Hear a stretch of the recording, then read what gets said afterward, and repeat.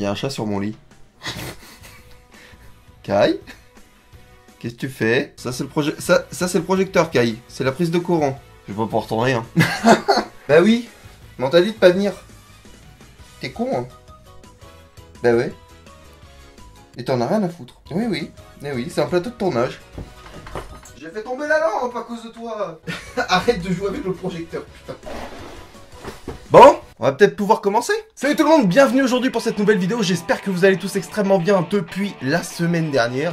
Je vais avoir le hockey. Cette vidéo va pas se passer comme prévu, putain. Aujourd'hui, je vous retrouve pour une vidéo assez courte dans laquelle je vais vous présenter un manga que j'ai découvert ultra récemment. C'est un manga assez court, c'est pour ça que c'est sympa de vous le présenter. Mais sachez une chose, c'est que normalement, il y aura 4 tomes.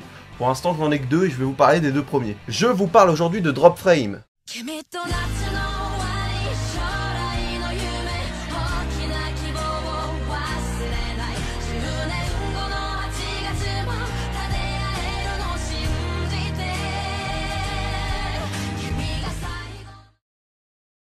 Une vie tranquille qui tourne mystérieusement au film tragique. Junosuke pourra-t-il réécrire les séquences pour éviter le pire? Au cœur du mois d'août, Junosuke et 3 de ses camarades se sont lancés un grand défi, réaliser un film destiné à être projeté lors du festival du lycée à la rentrée. Alors que le tournage démarre, la bande de copains croise le chemin de Lou, une ravissante métisse qu'ils s'empressent d'enrôler dans leur équipe pour tenir le rôle féminin. Alors que des relations de plus en plus proches se tissent entre Lou et Junosuke, ce dernier est témoin d'un terrible drame. Du moins c'est ce qu'il croit, car le lendemain à son réveil, tout semble comme s'il ne s'était rien passé. Dans quel engrenage le pauvre Junosuke est-il pris? Je vous arrête tout de suite, ce n'est pas un manga comme Re:Zero, comme Erased, où le personnage va revenir en arrière à chaque fois qu'il y a une catastrophe. Sinon, qu'on soit clair, j'en aurais pas parlé aujourd'hui. Comme vous l'avez compris, on va suivre Junosuke qui fait partie d'un petit groupe de potes qui se sont mis en tête de réaliser un film pour le lycée. À un moment, pendant une scène, il va faire la rencontre de Lou, en fait, une rencontre totalement par hasard, hein, soi-disant, on suppose, qui va plus ou moins chambouler leur été. Au final, tout le monde s'entend très bien avec Lou et elle va pouvoir rejoindre le groupe pour le tournage et interpréter un rôle. Alors au début du premier tome, bah ça c'est marrant, en fait on va juste suivre la bande de potes avec leurs petits délires, avec leurs petites galères qu'ils vont rencontrer pendant le tournage.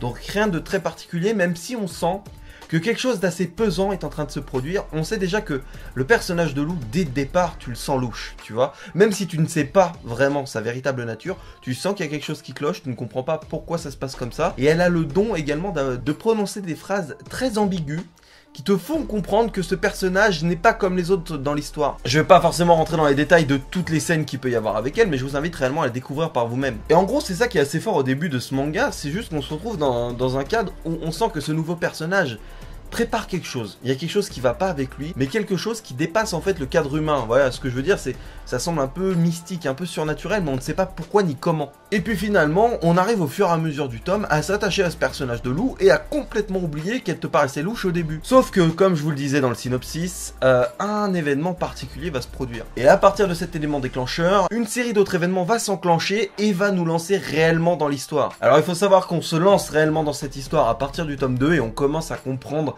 ce qu'il se passe réellement. Donc je reviendrai dessus après, mais je vais vous en parler. Donc ceux qui voudront pas être spoilés, vous pourrez passer et voilà, quitter cette vidéo. Dans un premier temps, en fait, pour ce qui est de tous les personnages, pour tous les membres de ce groupe, je les ai trouvés réellement attachants, en fait. J'ai trouvé réellement qu'ils étaient tous intéressants et que malgré tout, même si bon, tu voyais bien qu'il y en avait des secondaires et des principaux, ils apportaient tous une certaine touche à l'histoire. En fait, là, je vais rentrer dans la partie spoil. Donc si vous voulez quitter, bon voilà, je vous invite à aller voir le manga et c'est tout. Mais en gros, ce qui reste, il faut savoir qu'en fait, on peut penser au début, a priori à la fin du tome 1, que Junosuke se trouve juste dans un schéma assez classique dans lequel, dès que le drame va se produire, donc le drame en l'occurrence, c'est la mort de Lou. Voilà, je spoil ça, mais c'est connu tout de suite dans le tome 1, donc c'est vraiment le début de l'histoire. Et à partir de ce moment-là, donc il va vivre une chose horrible, hein, il va perdre Lou avec qui il s'est attaché et dont il est amoureux à l'heure actuelle. Et le lendemain, il se réveille et tout est comme avant. En fait, elle est vivante, tout va bien, et donc on termine le tome 1 là-dessus. On comprend pas vraiment, on est en train de se dire,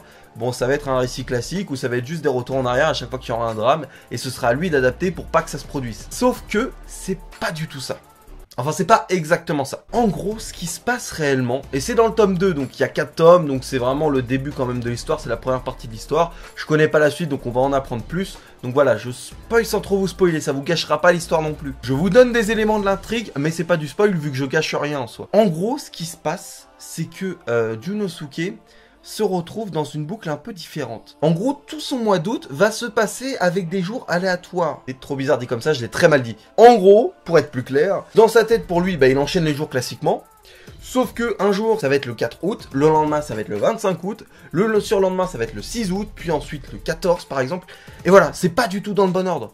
Sauf que donc, lui, il le vit donc pas dans le bon ordre, mais les autres autour de lui, forcément, tout se passe normalement pour eux. Et donc, c'est ultra intéressant ce schéma de narration qui a été choisi. J'ai trouvé ça juste génial et ultra novateur. Ça existe certainement dans d'autres histoires, mais moi, j'en ai pas lu et franchement, j'ai adoré ce point de vue-là. Parce que finalement, notre personnage va pas tenter de contrer le destin en soi, parce que finalement, il revit pas tout le temps les mêmes événements, mais il vit des événements qui changent, sauf que en gros, l'environnement autour de lui change, il sait pas vraiment ce qui se passe, puisque pour lui, il est quelques jours en arrière, et donc il est obligé à chaque fois de comprendre la situation dans laquelle il se trouve, pour essayer de déterminer quel jour il est, et à peu près à quelle date il se trouve par rapport à l'événement crucial, donc la mort de Lou, par exemple. Ce qui est réellement intéressant dans un premier temps, c'est que tous les personnages apportent leur petite importance à ce niveau-là. Comme je vous le disais, chacun des personnages du groupe, même si au début, on se dit, il y en a certains qui sont un peu osef, en fait, ils vont tous avoir une action clé qui va permettre de se repérer dans cette sorte de timeline. C'est-à-dire qu'un jour, il va fortement s'embrouiller avec son pote. Lui, il ne sait pas pourquoi, parce que ça c'est censé s'être passé la veille,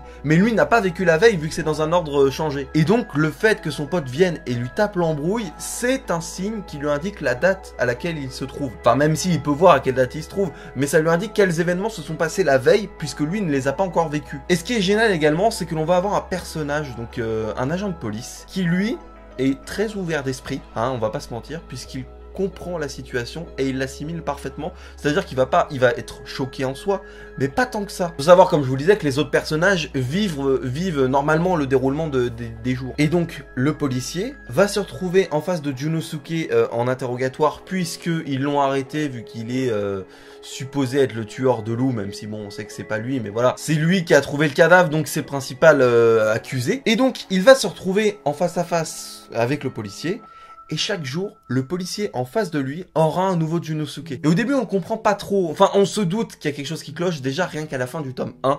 C'est quelque chose que je vous dis maintenant, et de toute manière, voilà, si vous voulez pas être spoilé, vous avez déjà quitté. Mais en gros, à la fin de ce tome 1, on va avoir une case assez forte qui nous montre que le personnage de Lou, c'est elle un peu qui manigance tout, c'est elle qui est à l'origine de plus ou moins de cet engrenage, même si à la fin du tome 1 on n'est pas au courant réellement de ce qui se passe. Et on se rend compte en fait que effectivement tout au long de ce tome 1 on a plein d'indices pour nous indiquer dans quelle situation se trouve Junosuke, même si on s'en doute sans trop s'en douter, parce que ça paraît vraiment bizarre, mais c'est surtout que nous, en tant que lecteurs, on est quand même impliqués dans ce phénomène-là. On pense être extérieur et dire « Ah ouais, mais je comprends, il n'est pas le même jour et tout ça », sauf que le personnage de Lou dans les dernières cases te fait comprendre qu'il te manipule également en tant que lecteur. Et ça, j'ai trouvé ça génial.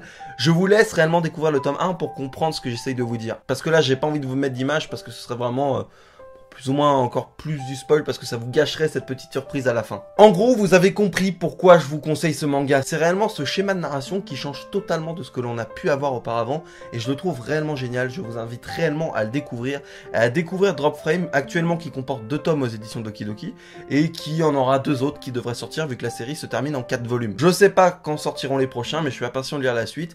Et peut-être une inquiétude également, c'est que bon, à la fin du tome 2 il se passe quelque chose de spécial, mais ça je ne vous le dis pas. Mais on ne sait pas quelle direction va prendre l'histoire et c'est un gros risque parce que pour l'instant les fondations de l'histoire et les bases qui ont été implantées au début sont vraiment bonnes. Vraiment je kiffe, j'ai hâte de lire la suite, mais j'ai peur que tout ce qui a été fait soit gâché, peut-être parce qu'il n'y aurait pas assez de temps en 2 volumes pour terminer et bien terminer cette histoire, ou peut-être que la direction qui sera prise sera totalement différente et ne sera pas aussi sympa que ça a pu être là pour l'instant dans les 2 premiers tomes. Donc voilà, c'est tout ce que j'avais à vous dire. J'espère sincèrement que cette vidéo sur Drop Frame vous a plu. Je vous invite réellement à découvrir le manga. Il y a plein d'éléments que je ne vous ai pas dit, donc réellement allez lire. Il y a tellement de choses que vous devez voir.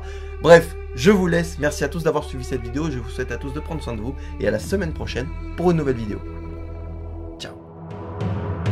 De ne pas déranger, le maître de cérémonie voudrait poser quelques vérités sur papier. Le monde va mal, mais ce n'est pas dû à la crise, mais bien au mal, présent dans la tête des gens. Tout comme les stars qu'on est trompés et dirigés vers un chemin maudit, un guet-apens, un pseudo-paradis.